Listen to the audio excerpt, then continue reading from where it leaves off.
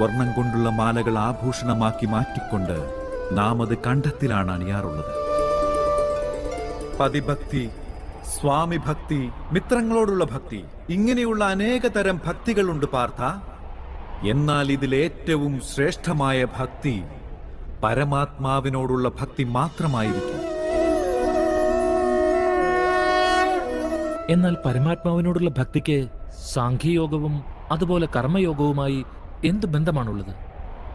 സാഖ്യയോഗത്തിന്റെ മാധ്യമത്തിലൂടെ മനുഷ്യർ സ്വയം ആത്മാവാണെന്ന കാര്യം തിരിച്ചറിയും.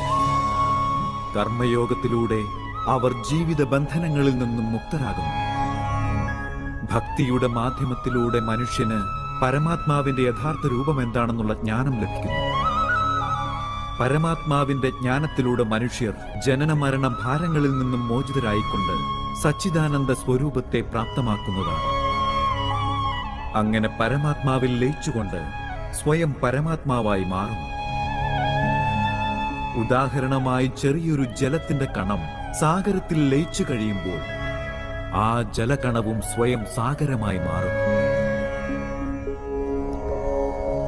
അതിനർത്ഥം ഈ ശരീരത്തിന് യാതൊരു മഹത്വവുമില്ലെന്നാണോ മാധവ? നിശ്ചയമായും മഹത്വമുണ്ട് പാർത്ഥ.